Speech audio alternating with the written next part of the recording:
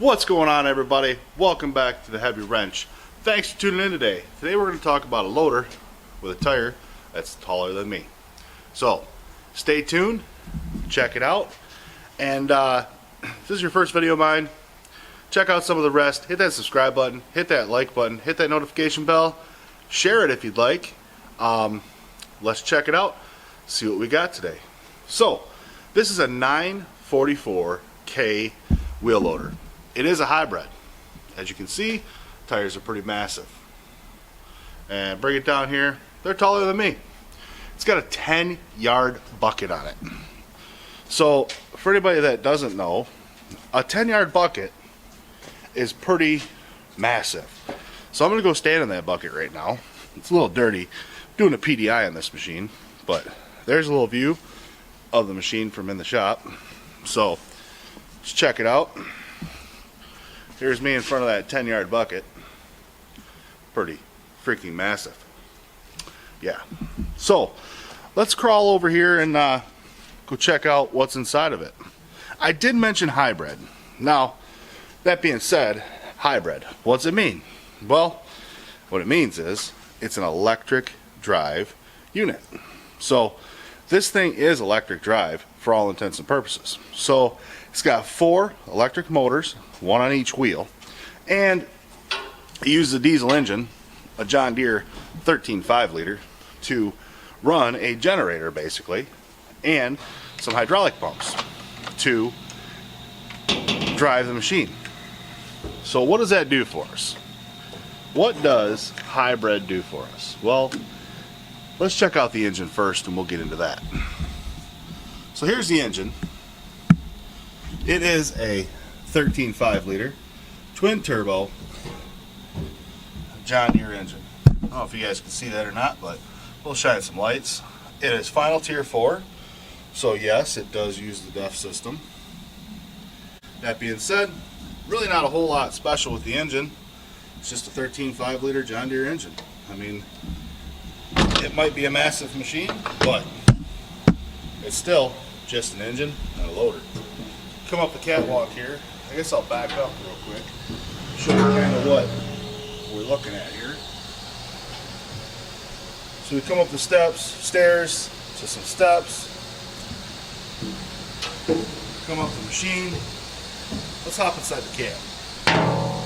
Just check out and see what the cab looks like.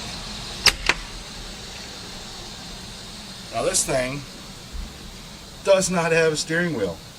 Makes it great for visibility. Pop this armrest down, show you what I got from out here. So you got your joystick for steering here. Right here you got your joystick for steering. Across the way you got your loader bucket controls. You got your sealed switch module, which is for your ignition, lights, traction control, boom kick out. Pretty much everything is ran through there. You have a monitor up there. Pretty much standard wheel loader cab. Let's head to the other side of the engine. So when I said hybrid, it's got 4 wheel motors that are electric, and it's got a generator in it. So what does that do for us as far as on a fuel consumption or on an emission standard? Well, it allows us to run this loader with a 13.5 liter and some after treatment. So I'm going to show you guys, flip the camera around here.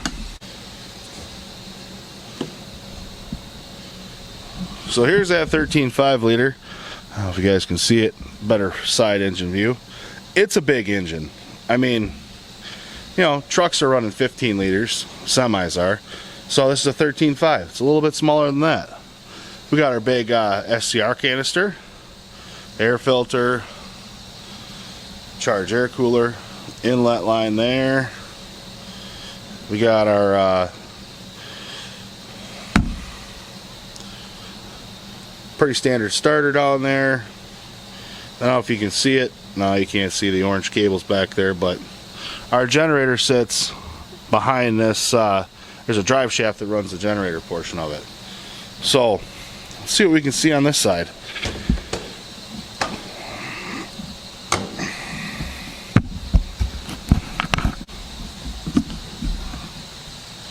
So now I'm crawling down. Gotta get turned around here.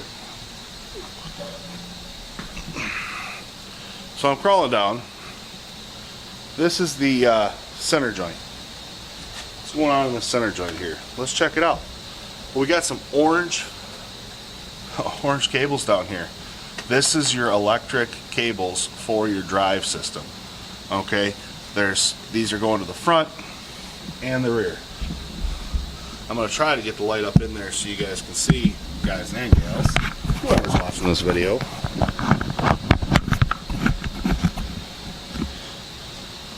I'm going to try to get the camera inside there to see what we can see. Well, we got our hydraulic pump right here. That's one of them. There's another hydraulic pump there, another one there, another one there. Where's all that power come from? There's a big old gearbox right back there. I don't know if you guys, gals, can see that or not, but try to get you turned around here a little bit. But either way, there's a big old gearbox back there that runs our generator portion of it. And there's no drive shaft. In this center joint, there's zero drive shaft.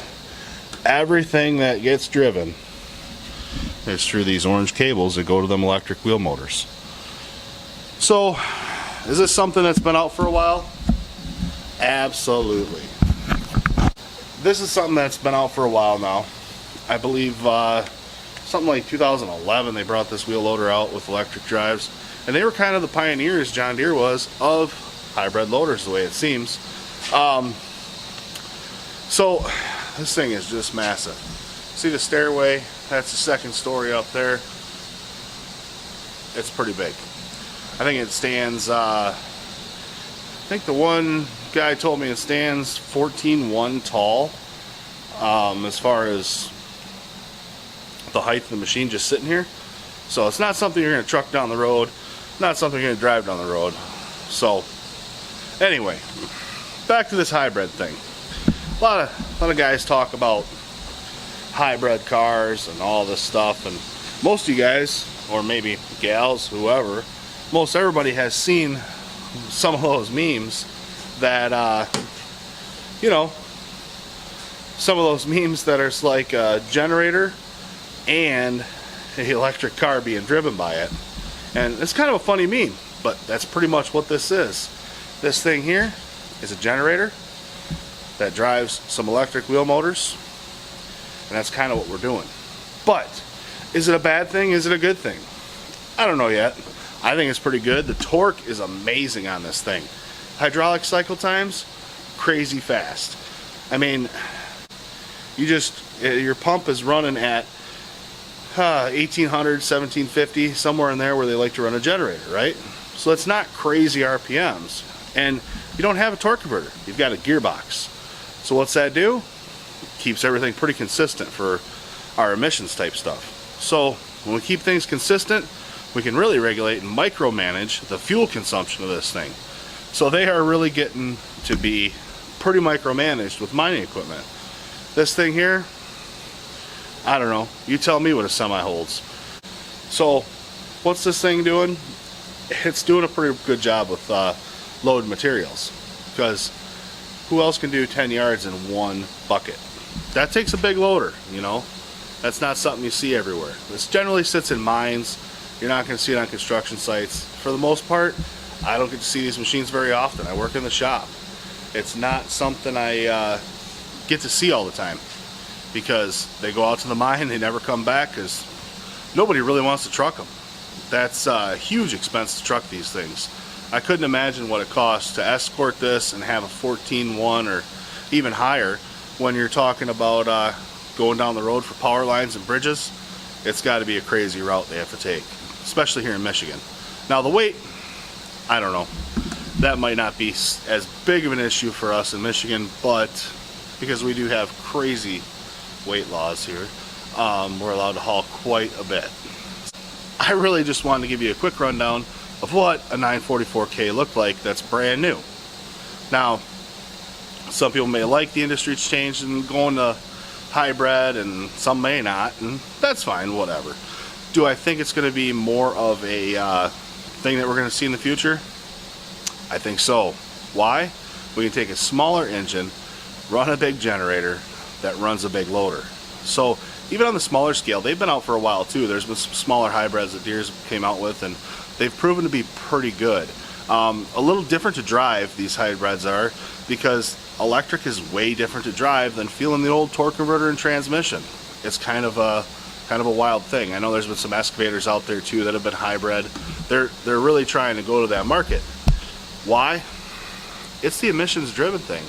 You know, you can put a smaller engine in there, keeps that fuel usage down, and that allows you to do a lot more things with it as far as emissions goes, and keep all them numbers within range a lot easier with a smaller engine that you can keep at a good load.